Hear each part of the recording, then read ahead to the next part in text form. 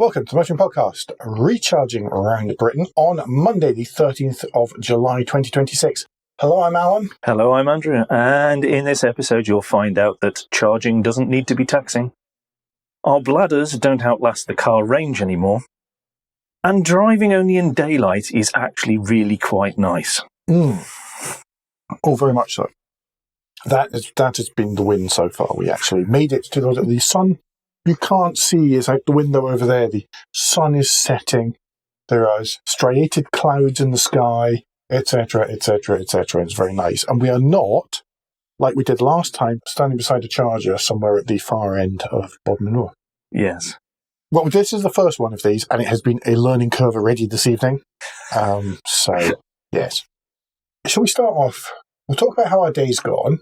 Yes. Just happy smiley faces, by the way. We'll talk about how our day's gone, but do we want to quickly just, tonight's one, and we'll try and skip over this in future, talk about why we have decided to take a week out of our lives to do this. Yes. Again. Yeah, I think that would be fair. It's been 10 years since we did Charging Around Britain. It's actually just under 10 years since we did it by a month or two, which does help with the whole driving in the light thing as well. And at 10 years, we kind of wanted to know how it's going now. Is it easier? Is it harder because there's more vehicles on the road that need and want to charge? Have the cars improved by much, comparably, or as comparably as we can make it?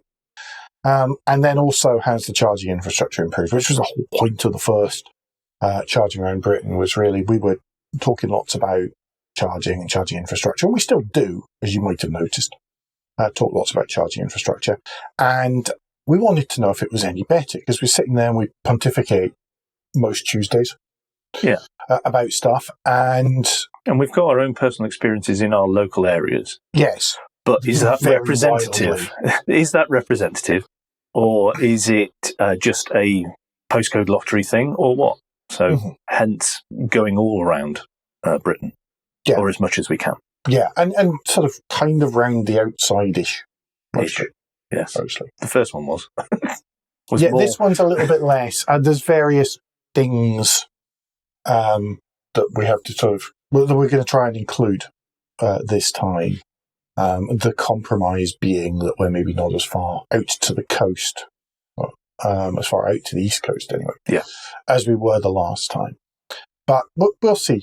We'll see how that goes. Does that cover the why? Anything I missed? I think so. No. Yeah. I think they're the main headlines of why we're trying to do it. Yeah.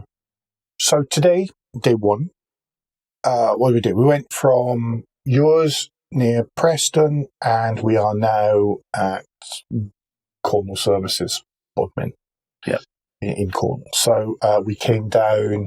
What did we do? We did a mix of all sorts of roads. You had I've driven motorway today.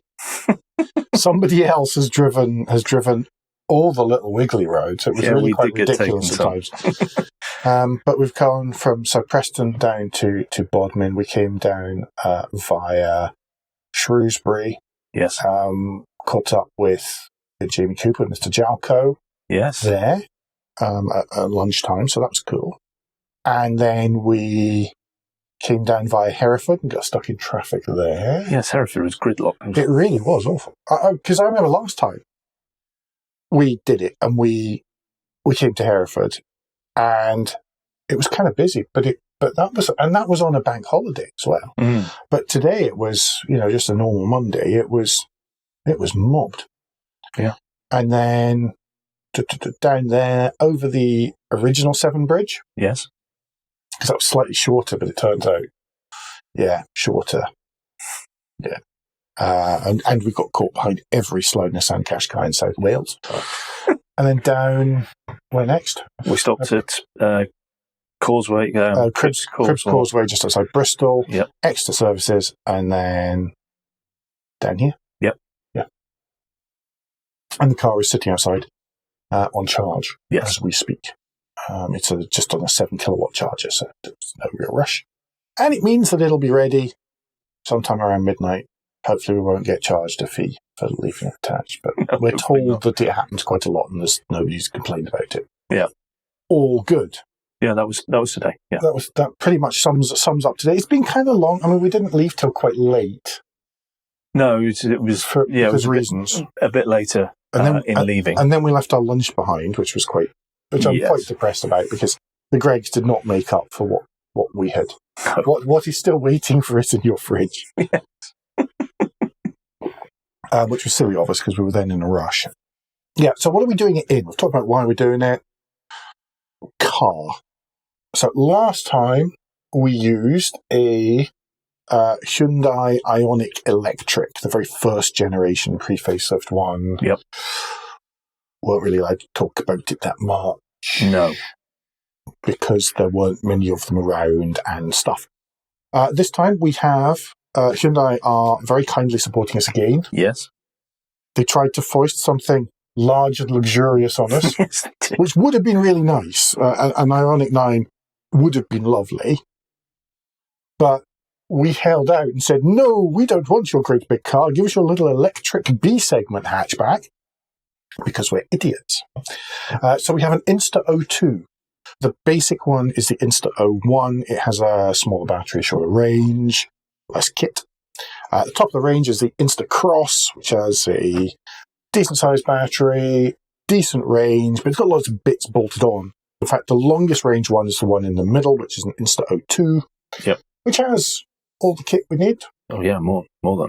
It's got aircon. It has comfy seats. Mm-hmm. It has lots of gadgets and toys, which will bong at you quite a lot.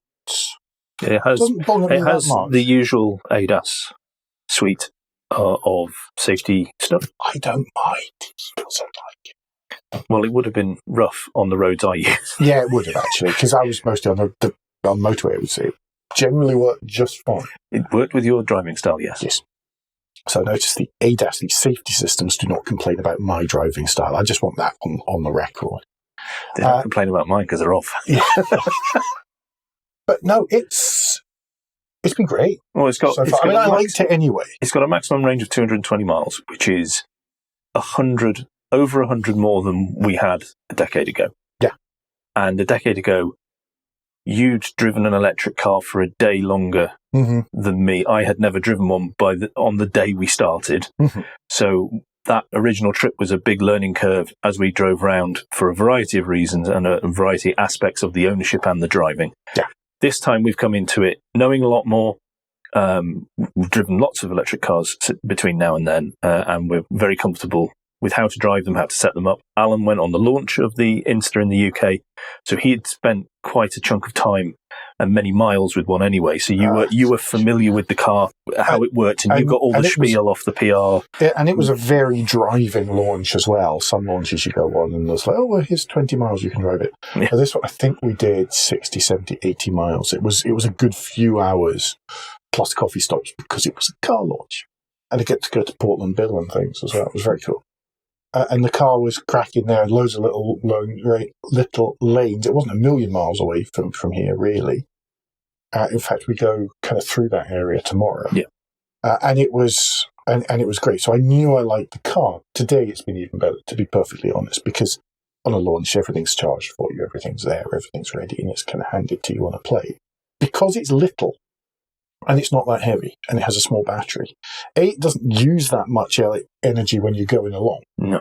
Because it's getting that 220-mile range. And by the way, we're seeing 204, 205 when we fill it up.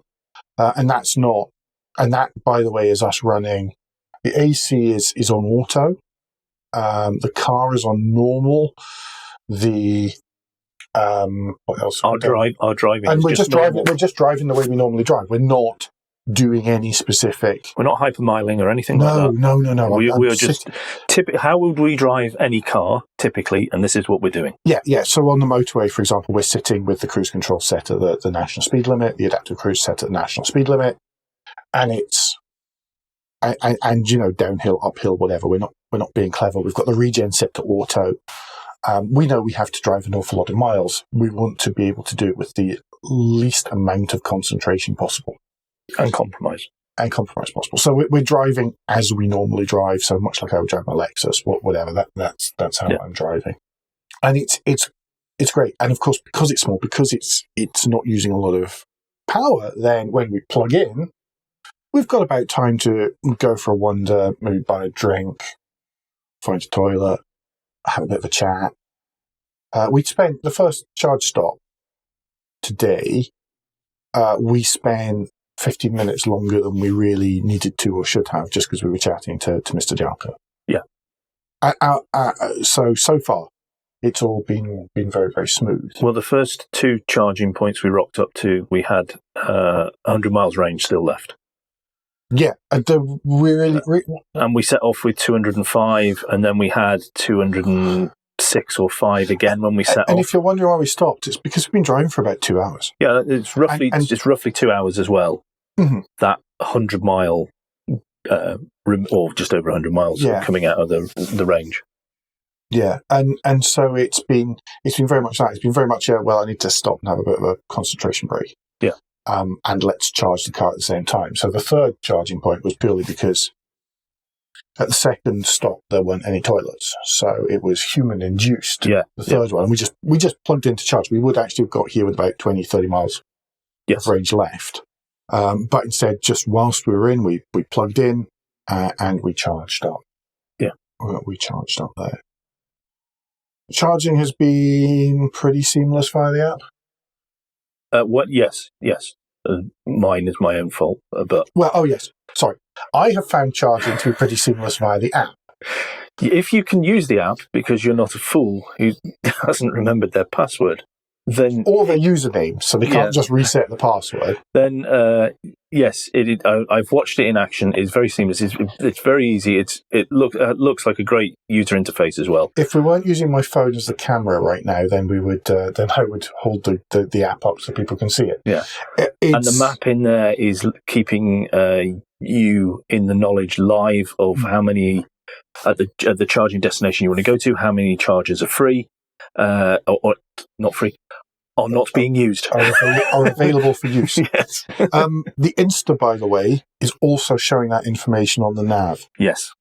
So whenever you go to choose a charging point, it does give you live feed at that moment of what the availability is. And that's via Hyundai's own navigation. We're using the Hyundai navigation. I haven't worked out yet if there is preconditioning and stuff going on when it's preparing to charge, if it knows you're getting close to a charging point. I think you can do it if you have the My Hyundai app. I think there is a way to do it, but I don't have that. I don't think it is. It gets awkward with press cars, to be honest, if you start trying to put the app on. You never know if it's going to connect. You don't know who's the trend. So I don't tend to bother, but because we've been running and then we go to charge, the car just takes it up to, what was it doing at one point? Was it 150, was it? No, I don't think we got that. I think we were at 80 odd. All right. It's not the world's quickest charging car in terms of how quickly it can consume the electricity and put it in the battery, but it's fast enough. Anytime we stop, it says, well, it's going to be an hour to 100%, which generally went, well, we're not really going. We did the first time because we were too busy. We did it because we were just chatting, so it ticked over. But we're not aiming for that. No, not really. We're aiming for as much as we need to get to the next point, which can be quite easily be 80, 85% or whatever. Yeah.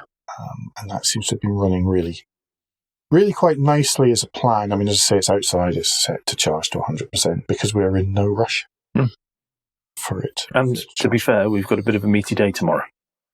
Yeah, we do. Yeah, so tomorrow we're leaving here. Bob, we're heading down to Falmouth. The reason being was that was as far as we got the last time. We are hoping that we can get in the car and go straight to Falmouth. Yes. And then when we're at Falmouth, we can just turn around and start heading east. That's important to us because last year we were staying in a different hotel. Those of you who know your chain hotels, you can see the video, will know what chain we're in right at the minute. There's a different chain of hotels who, the reason we had chosen that hotel was because they had an EV charging point. When we rocked up, about as late as it is now, to be honest, about 10 o'clock. 10 o'clock. We went around and we did laps of the car park trying to find it. And it turned out they'd removed it the week before. Yes. Yay. So we started off with very little charge. And then we had... So day 2 morning, we couldn't get the charger down the road. There was another charging place down the road, and we couldn't get that to talk to the car. So that was a good 20 minutes wasted there. Then we were like, right, where else? Oh, there's something in Falmouth we can probably eat. No, we had to go somewhere else. Before that, we thought, we know where's Eco and Green. We'll go to the Eden Project. They'll have chargers. And sure enough, they did. And it was like 3 kilowatt destination charge or something. Yeah. So that wasn't really going to work. No, and then we went to Falmouth. Eventually we found one that worked in a car park in Falmouth. And we had what I maintain is the best Cornish pasty I've ever had for breakfast. But I think that was, a lot of that was situational. Yes. We needed to pick me up by then. And that helped. But then... that day we ended up in Folkestone. The next day we ended up in Folkestone. No, after that day we'd been in Falmouth, we ended up in Folkestone. Yes, but it was into the... Yeah, sorry, the joke was... Yes, sorry, of course, yes. I've blanked out many of these past midnight ones. Yeah. It's only Glasgow I really remember. Yeah, and even then... So that's the plan tomorrow. It's along, and then it's looking like we've got a quick meeting with Hyundai on the way. We're heading up and going to Chesham. I always get the Cobham. Gridserve at Cobham. It was Chesham that they were near before. That's when it always gets me mixed up. So we're going to Gridserve at Cobham. We shall charge there. We'll have to stop on the way, but that should be a bit of a zap. Yeah. If we're fully charged, we should get to Plymouth before we need to charge. Then we'll need to charge at Southampton. Yeah. And then Cobham's much closer, and then it's down to the hotel. And maybe stop at Folkestone Services on the way to the hotel to charge, so that... it doesn't really matter. Or we can charge the next morning. We'll see what range we got, because we could actually be the other side of the river before we need to stop to charge. We've got that flexibility now with this possible. car. This has made a massive... So far, we have had zero range anxiety. Oh, yeah, that's not been a problem. It's been harder to fuel ourselves than it has been to fuel the car. Not the world's quickest dinner tonight. So otherwise, it's going well. We're still alive. We haven't killed each other yet. There was one moment earlier on which was quite close. But I dangled an I Spy book in front of him, and he's fine now. Yes. Must crack out my pen for tomorrow. Yes, exactly. Tick along. Exactly. Before we get to the very end, there is one little piece of parish notes which is completely and totally unrelated to charging around Britain. It's thank you, folks, who have answered my question about the difference between the Audi 80 and the Audi 90. It turns out the big difference is that the 90 had 5-cylinder engines, not 4-cylinder engines, unless it was a diesel, in which case still 4-cylinder. And there were lots of other little detail differences as well, which supposedly... thank you, Phil Huff, is why one wing on his Audi 90 was different from the other one, because he thought they were the same when he bought an Audi 80 wing. And loads of other little bits. So thanks, Phil. Thanks, Nia. Thanks, Michael, and someone else. I'm so sorry. I did reply to you by email at the time to say thanks. It's a long day. Before we completely finish up, let's take a couple of minutes to quickly thank our charging sponsor, Gridserve. They have an EV charging network that spans almost the whole of the UK.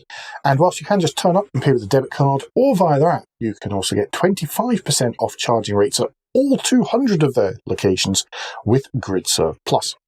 Gridserve Plus costs just £7.99 per month and can be cancelled at any time, much like many gym memberships. As well as discounted charging, there are many other seasonal membership benefits, such as EV health checks whilst you charge, pet portraits, and similar. Many people take out Gridserve Plus for a month or two at a time to cover a holiday or a period of seasonal travel. Far more information, in fact, more than you could possibly want, at gridserve.com/membership. Thank you very much. Thank you, folks from Gridserve. Thank you also to Hyundai UK for having the faithfulness to lend us another car in which to do many thousands of miles in a very, very short period of time. If there's nothing else... No, I don't think so. No. then don't forget that between now and tomorrow, you can give us any feedback and share your thoughts with the show at motoringpodcast.com on Blue Sky, at Motoring Podcast on Instagram and Facebook, and on the contact page of www.motoringpodcast.com, the hub of all our activities. Remember, you can support us financially via Patreon, and please leave a review and rating on Apple Podcasts, YouTube, or however your podcast app lets you do such a thing. Andrew, what's the best way to get in touch with you? Best way to get in touch with me is if you search for Crack Windscreen on Blue Sky this week.